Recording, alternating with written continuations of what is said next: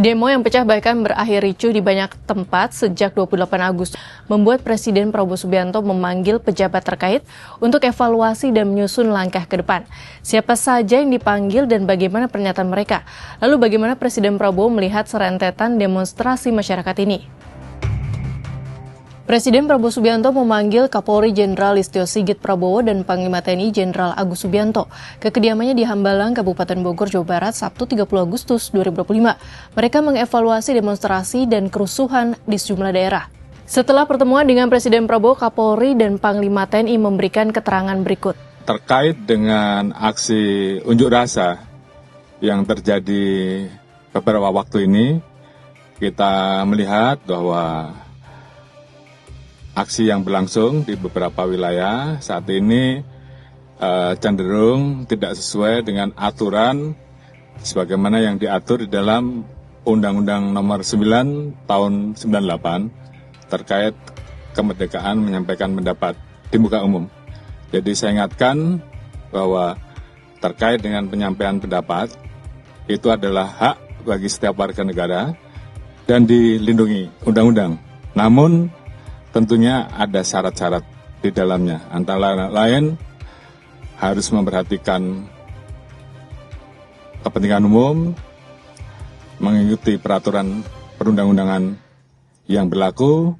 Bapak Presiden memerintahkan kepada saya dan Panglima khusus terkait tindakan-tindakan yang bersifat anarkis. Kami, Panglima dan Kapolri, TNI dan Polri diminta untuk mengambil langkah tegas sesuai dengan ketentuan dan undang-undang yang berlaku. Saya menghimbau kepada seluruh masyarakat untuk sama-sama menciptakan rasa aman dan damai di semua wilayah Indonesia. Jangan mudah terprovokasi oleh ajakan-ajakan yang tidak bertanggung jawab yang nantinya akan merugikan kita sendiri dan masyarakat. Masalah yang ada mari kita selesaikan secara musyawarah dan tentunya dengan sesuai dengan hukum yang berlaku. Demonstrasi ini semula memprotes perihal tunjangan fantastis anggota DPR. Demo pada Kamis semula terpusat di gedung DPR MPR.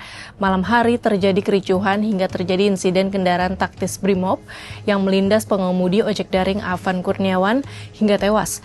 Peristiwa ini menyulut demonstrasi yang meluas dan berlanjut hingga Sabtu ini.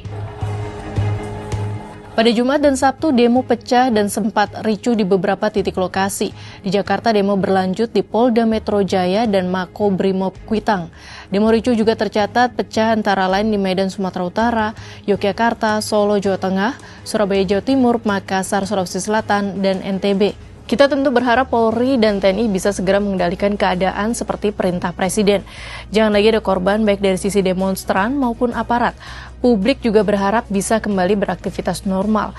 Yang lebih penting lagi, tuntutan yang disuarakan rakyat selama ini juga harus diselesaikan agar tidak pecah lagi aksi massa serupa di kemudian hari.